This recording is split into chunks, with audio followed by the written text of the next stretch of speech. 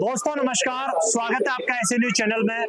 मैं शिवम यादव और आप देख रहे हैं ऐसे न्यूज। आज हमारे ऐसे न्यूज की टीम मौजूद है सतलोक आश्रम शामली के आध्यात्मिक प्रदर्शनी के मेन गेट पर। इस आध्यात्मिक एग्जीबिशन के बीच में कबीर साहिब जी से जुड़े हुए कुछ अद्भुत रहस्य जो कि आज हम आपके बीच में उजागर करने वाले हैं।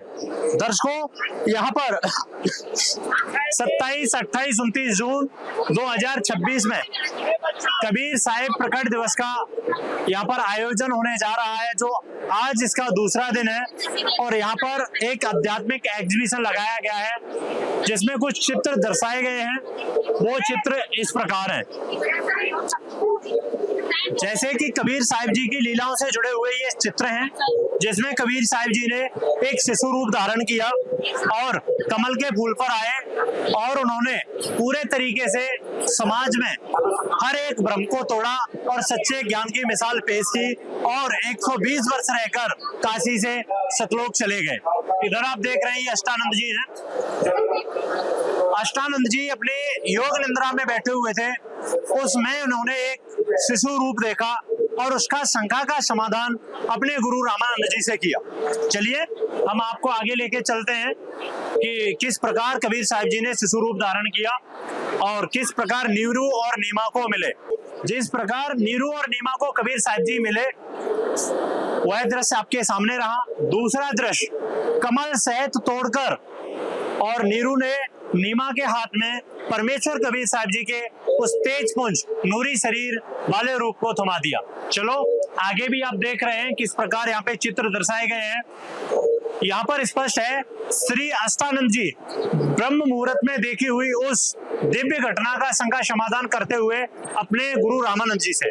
आगे आप देख रहे हैं कि जब नीरू और नीमा दोनों जुलाहा दंपति कबीर साहिब जी को लहर तारा तालाब से लेकर आए, उसके बाद में लोग दूर दूर से चलकर आए और सबसे बड़ा अद्भुत दृश्य तो ये था कि दिल्ली का सम्राट सिकंदर लोदी भी कबीर साहिब जी को देखने के लिए और काशी पहुंचा। उसके साथ आप अगले पोज पर आएंगे और देखेंगे कि यह वह अद्भुत दृश्य है कि जिसकी कल्पना करना बहुत ही अद्भुत है। ये वह दृश्य है कि आज एक मुसलमान धर्म के अंदर काफी रफ्तार से चला आ रहा है। दर्शकों, यहाँ पर इस दृश्य के बारे में आपको थोड़ा विस्तार से बताना चाहूंगा कि इस दृश्य में जो दर्शाया गया है वो यह है कि जब शिशु रूप धारण किया कबीर साहिब जी ने, तो कबीर साहिब जी का नाम रखने के लिए काजी और मौलवी पहुंचे। तो जो पवित्र कुरान थी, तो कुरान के अंदर पहले आया कबीर और उसके बाद में उन्होंने कहा कि ये इतना सुंदर और अद्भुत नाम इस बालक का नहीं हो सकता। उसके बाद कबीर साहिब जी बोले कि मेरा नाम कबीर रहेगा। उसी दौरान पूरी कुरान में कबीर कबीर हो गया। आपके सामने है कुरान शरीफ जिसमें कबीर हो गया। उसके बाद में मौलवी कुरान को पटक कर और भाग गए। ऐसा दृश्य देखने को मिला। नेक्स्ट आप देख पा रहे हैं, यह वह दृश्य है कि नीरू और नीमा गौरी, शंकर और सरस्वती जो पहले ब्राह्मण थे, उसके बाद में उन्हें मुसलमान बना दिया गया। तो नीरू की पत्नी जो थी नीमा, वह शंकर जी के पुजारी थे। तो शंकर जी से उन्होंने अर्ज की, तो शंकर जी एक साधु वेश में पहुंचे। कबीर साहिब जी ने उनसे कहा कि शंकर जी आप अपना थपकी भरा हाथ रख देना जब मैं दूध पीऊंगा। और इस प्रकार कबीर साहिब जी अपनी शक्ति से और हवा में तैर गए। नेक्स्ट चलते हैं अगले पोज पर, आपको दिखाते हैं कि जब कुंवारी गाय को लेकर नीरू पहुंचे, तो जिस प्रकार ऋग्वेद के अंदर ये वर्णन किया गया है कि वह परमात्मा शुक्रम अकायम है, अर्थात उसका हमारे जैसा शरीर नहीं है, उसका नूरी तेज पुंज का शरीर है। वह परमात्मा कुंवारी गाय का दूध पीता है और कुंवारी गाय के दूध से उसकी परवरिश होती है। इसी दौरान रामानंद जी के द्वारा भी और शंकर जी के द्वारा भी यही भ्रम दूर हुआ कि कबीर साहिब जी ने कुंवारी गाय का दूध पिया 25 दिन बाद। चलिए नेक्स्ट लेके चलते हैं आपको। ये है दिल्ली के सम्राट सिकंदर लोदी जी, जो दिल्ली के राजा थे। सिकंदर लोधी को एक जलन का रोग हुआ। उस जलन के रोग के असाध्य रोगी के चलते सिकंदर लोधी के शरीर में जलन होती थी और उसके पश्चात उन्होंने अपने जलन के रोग को ठीक का निवारण कराने के लिए और काशी में कबीर साहिब जी के दर्शनार्थ के लिए चले और कबीर साहिब जी के आशीर्वाद मात्र से सिकंदर लोधी दिल्ली के सम्राट का जलन का रोग भी समाप्त हुआ। चलिए आगे आप देख रहे हैं, इधर स्वामी रामानंद जी हैं जो ब्राह्मण थे और एक तरफ दिल्ली के सम्राट सिकंदर लोधी जी थे। रामानंद जी थोड़ा मुसलमानों से नफरत किया करते थे, जो कि आज वर्तमान में संत रामपाल जी महाराज नहीं करते। संत रामपाल जी महाराज, जैसा कि रिसर्च के दौरान हमने पता किया, तो कहते हैं जीव हमारी जाति है, मानव धर्म हमारा, हिंदू मुस्लिम सिख ईसाई धर्म नहीं कोई न्यारा। संत रामपाल जी महाराज सभी धर्मों के सभी सदग्रंथों के आधार पर ज्ञान बताते हुए और सभी लोगों से बहुत प्रेम करते हैं, सबको सम दृष्टि से देखते हैं। नेक्स्ट चलते हैं। यह है दिल्ली के सम्राट सिकंदर लोधी जी, जो कबीर साहिब जी के आने पर उनके चरणों में लेटकर और उन्हें प्रणाम करते हुए आशीर्वाद मात्र से सिकंदर लोधी जी का जलन का रोग कबीर साहिब जी ने छूमंतर कर दिया। चलिए आप इधर भी काफी दृश्य दर्शाए गए हैं, ऊपर टाइटल भी लिखा हुआ है, यहाँ से आप इस जानकारी को प्राप्त कर सकते हैं। और काफी अद्भुत दृश्य हैं जो आज तक हमने पहले तो कभी नहीं देखे, सुने थे लेकिन देखे नहीं थे, लेकिन आज तक हमारे हृदय में यही चलता रहा कि काशी वाले कबीर हिंदू थे या मुसलमान, इंसान थे या भगवान, आखिरकार कौन थे कबीर साहिब जी। आगे लेके चलता हूं आपको अगले पोस्ट पर। इधर आप देख रहे हैं, जब स्वामी रामानंद जी के दर से सर को दिल्ली के सम्राट सिकंदर लोधी जी ने अलग कर दिया, तो कबीर साहिब जी ने उसको उस घटना को समझाते हुए कहा कि आपके अंदर हिंदू और मुसलमान का ये भ्रम था, आपके हृदय में मुसलमानों के प्रति प्रेम नहीं था, हिंदुओं के प्रति प्रेम था, इसलिए एक ही परमात्मा के सब बच्चे हैं, आपको सबसे प्रेम करना चाहिए। आगे चलते हैं और दिखाते हैं आपको दृश्य। जब यह बात कबीर साहिब जी ने सिकंदर लोधी और अपने गुरु रामानंद जी को समझाया, तो सिकंदर लोधी दिल्ली का सम्राट और रामानंद जी आपस में लिपटकर रोने लगे। आगे चलते हैं और दिखाते हैं। यह वह दृश्य है कि जिस दृश्य से कहीं ना कहीं वही टॉपिक निकल के आ जाता है कि कबीर साहिब जी किसी ने माने थे अच्छे संत, किसी ने माने थे अच्छे भक्त, तो किसी ने माने थे एक साधु या कवि।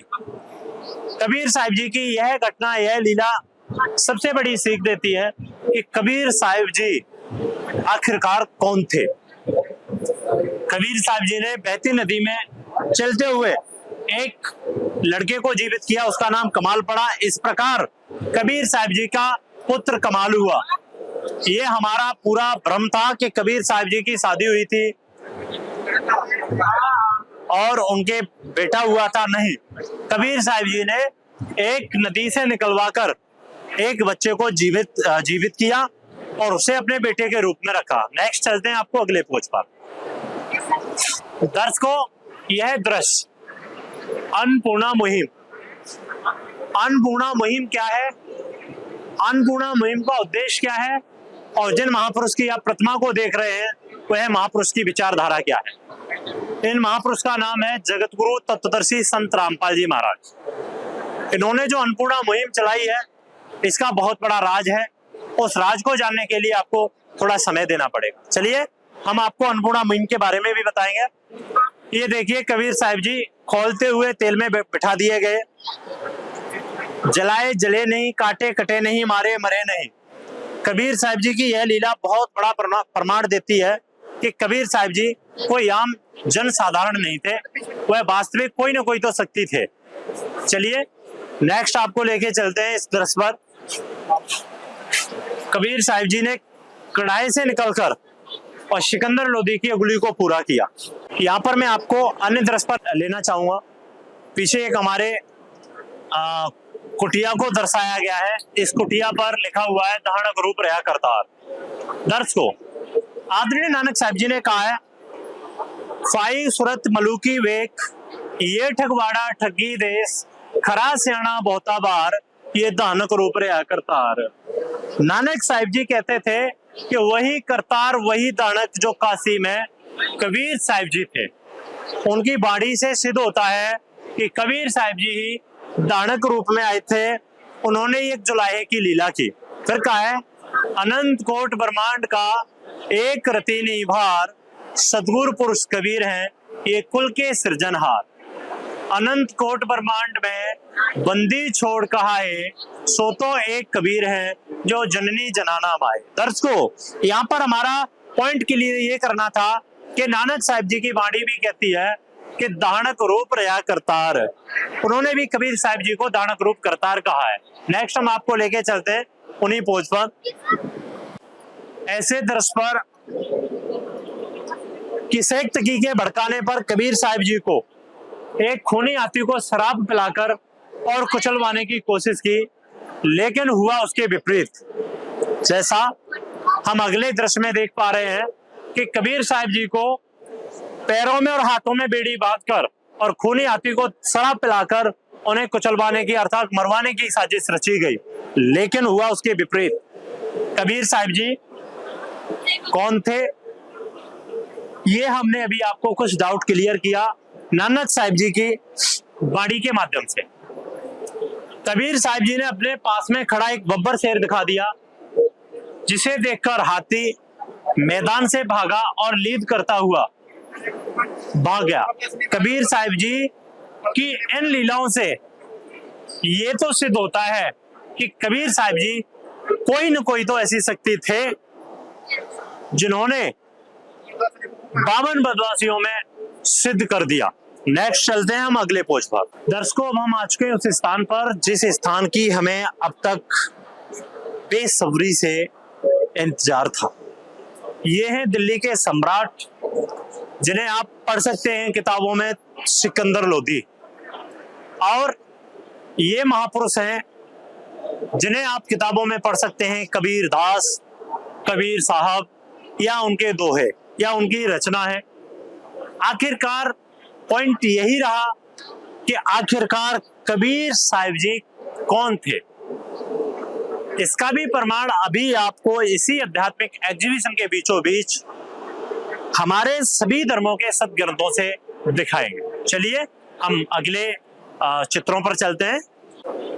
दर्शकों, अब हम आ चुके हैं इतने अद्भुत दृश्य पर, जिस दृश्य को देखने के लिए आप बहुत ही बड़ा इंतजार कर रहे थे। यहाँ पर सबसे पहले पॉइंट ये था कि कबीर साहिब जी आखिरकार कौन थे।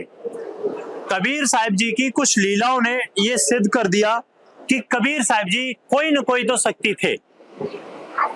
आज जगत गुरु तत्वदर्शी संत रामपाल जी महाराज जी के करोड़ों फॉलोवर्स कबीर साहिब जी को अपना इष्ट देव अर्थात भगवान पूर्ण परमात्मा मानते हैं। उसके साथ साथ संत रामपाल जी महाराज जी को भी अपना पूर्ण परमात्मा मानते हैं। आखिरकार उनके अनुयायियों का कहना है कि संत रामपाल जी महाराज बाइस कबीर साहिब, कबीर साहिब बाइस संत रामपाल जी महाराज। ये डाउट कंफर्म कैसे हो सकता है?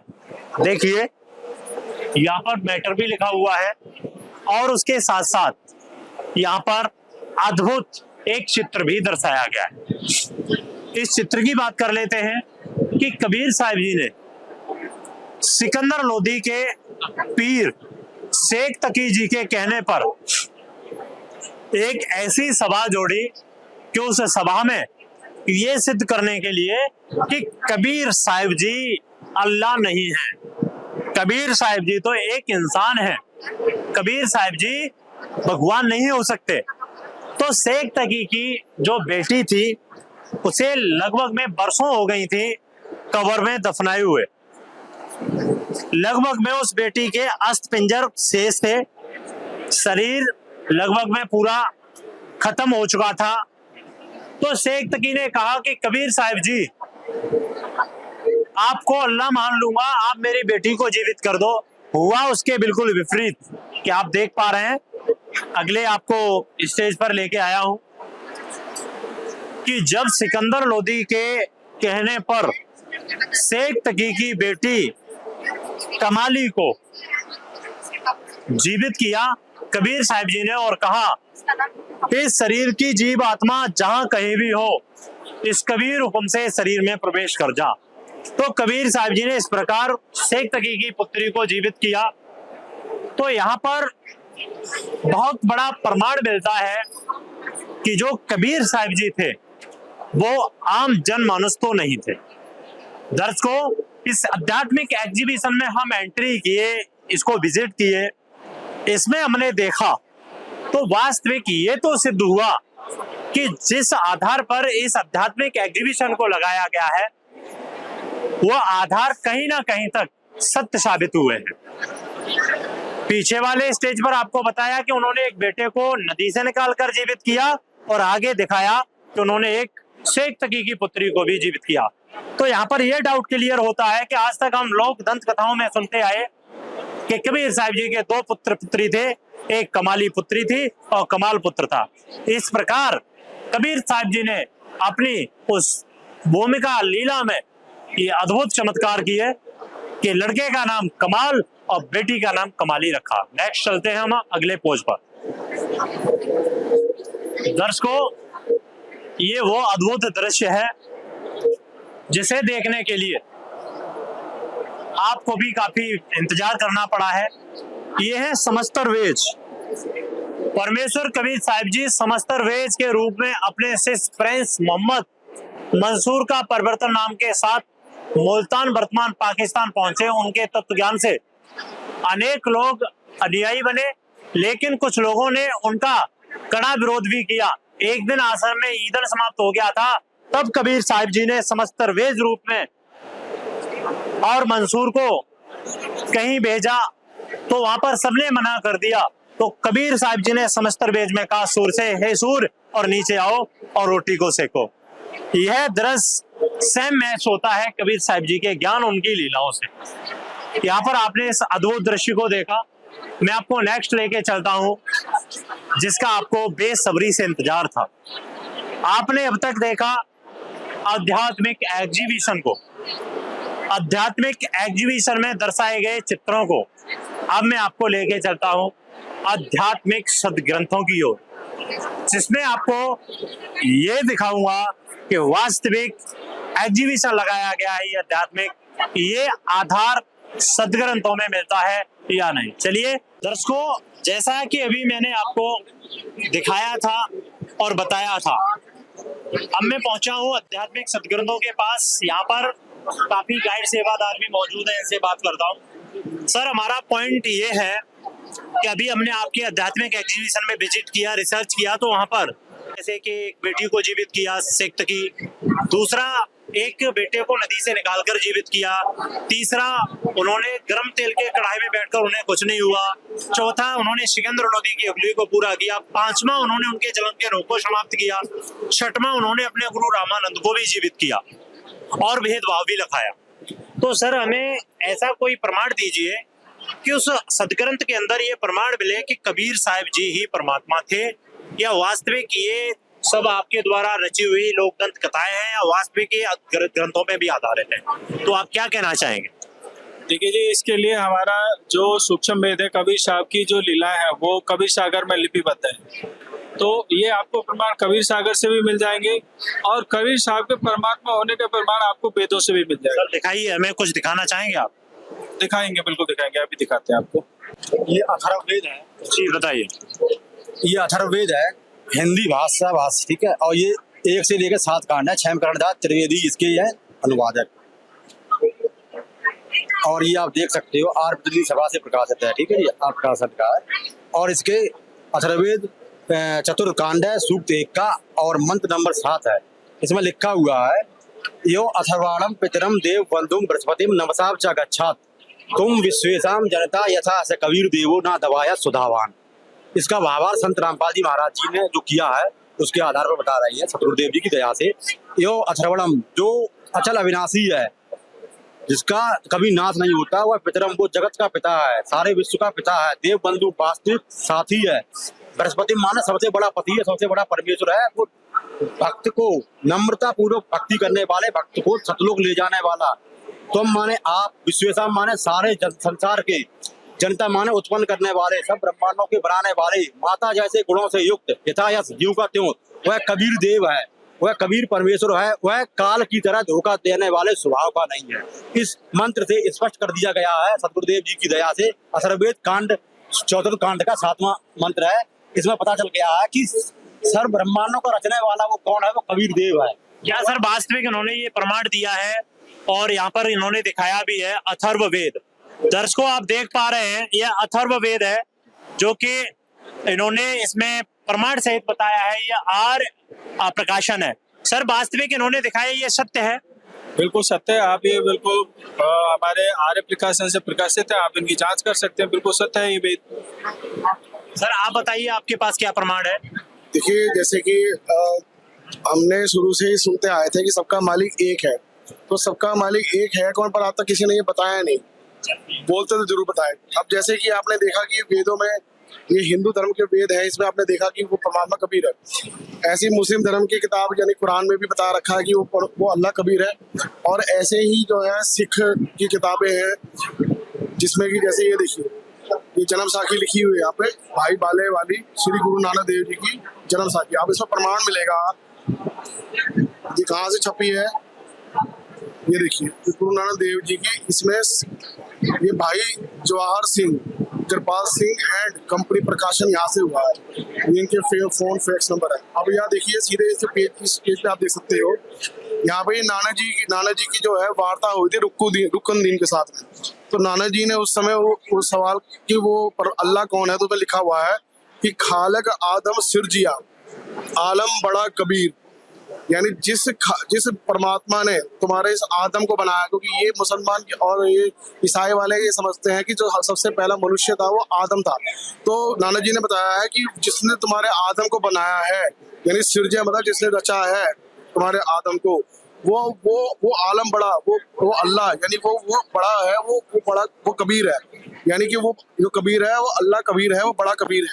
ऐसे यहाँ लिखा है कायम दायम कुदरती सिर पीरा दे पीर, वही अल्लाह है और वही सबसे बड़ा पीर है। फिर कहा है सदके सजदे करे खुदाई नू आलम बड़ा कबीर। अगर जिस खुदा के आगे सिजदा करना चाहिए ना, वो खुदा वो बड़ा कबीर है।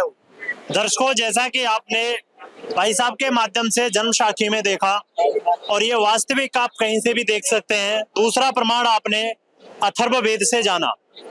मैं अपने कैमरामैन से कहना चाहूंगा जरा पास आए और नेक्स्ट भी प्रमाण दिखाएंगे। सर ये कौन सा वेद है? जी सर ये यजुर्वेद है।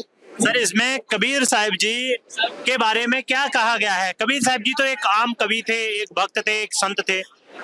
यहाँ पर तो ऐसी लीलाएं दर्शाई गई हैं कि जिससे ये सिद्ध होता हो कि वो कोई न कोई तो भगवान थे। जी देखिए, परमात्मा के गुणों से पता लगता है कि परमात्मा कौन है। जैसे कबीर साहब के गुण होते हैं कि वो परमात्मा माता पिता के घर से जन्म नहीं लेता, ठीक है। और ये है पवित्र यजुर्वेद, अध्याय 40, मंत्र इसका 8 है। शय पर्यागात शुक्र मकायम अवर्णम अस्नाविनम शुद्धम अपापेदम कबीर मनीषी परिभू स्वंभू यथा तथ्यार्थान व्यादाता शास्त्रीय समेभ्य। यानी कि वो सर्वप्रथम शरीरधारी सबसे पहला कबीर परमात्मा है, जिसकी काया माता पिता के सुख से बनी हुई नहीं है, वो शुद्ध है, पाप रहित है, उसका शरीर नाड़ी तंत्र का बना हुआ नहीं है। सनातन परमात्मा कबीर है, सर्वप्रथम प्रकट होने वाला कबीर परमात्मा है, वो सनातन है, सबका ज्ञाता है। क्या कबीर साहिब जी की मृत्यु नहीं हुई? ये बिल्कुल मृत्यु नहीं हुई। जब जन्म ही नहीं हुआ तो मृत्यु कैसे होगी? अविनाशी है। और दिखाते हैं कि वो पाप नाशक कबीर परमात्मा है। यही पवित्र यजुर्वेद है और इसका मंत्र है अध्याय 5 है और मंत्र इसका 32। लिखा हुआ कि उसी गसी कबीर अंगारियसी बम्बरियसी, लिखा कि स्वर ज्योति रित दमासी उसी गसी अर्थात शांतिदायक। कबीर अंग माने पाप, अरि माने शत्रु, अशी माने है। वो परमात्मा जो है कबीर, वो पापों का शत्रु है। बम्बरियसी यानी बंधनों का छुड़ाने वाला, हम उसको बंदी छोड़ कहते हैं।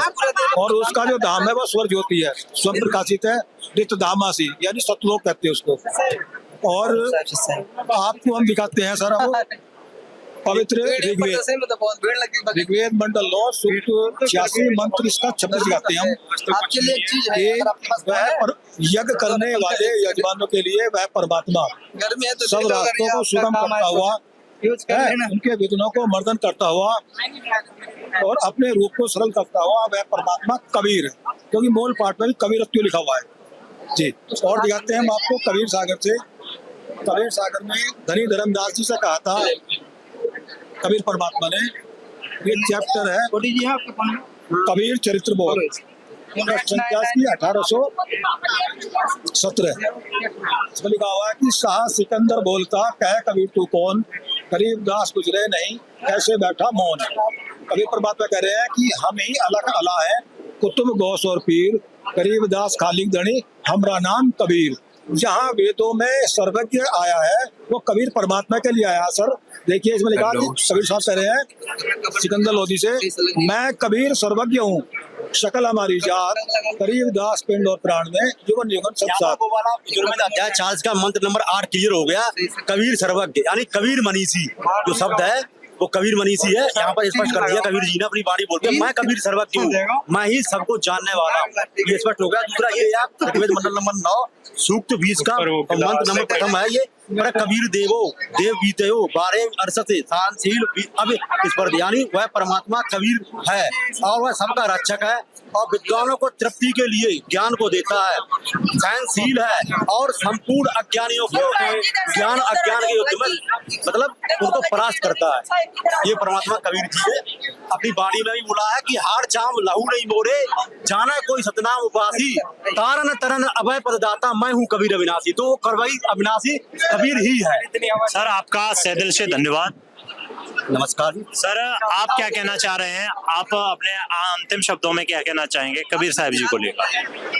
जैसे आदरणीय संत गरीबदास जी की वाणी है कि हम ही अलग अला, आदरणीय संत गरीबदास जी की वाणी है कि हम सुल्ताने नानक तारे दादू जात जुलाहा भेद न पाया, वो काशी माए कबीर हुआ।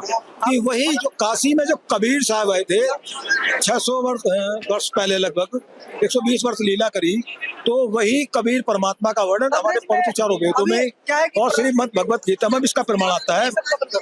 अध्याय 8 मंत्र श्लोक 9 में लिखा हुआ है कि कविम पुराणम अनुशासितारम अणु अणियांसम अनुसमरेत यह सर्वस्य धातरम अचिंतनीय रूप आदित्य वर्णम तमसे प्रस्ताद। कि जो सनातन परमात्मा है सबसे पहला सूक्ष्म से भी सूक्ष्म, सबका धारण पोषण करने वाला, सूर्य के सदृश, अविद्या से तत्पर, वो कबीर परमात्मा है, उसका सुमरण करना चाहिए। सर आपका बहुत बहुत धन्यवाद, दिल से धन्यवाद करता हूँ। जी सत्य।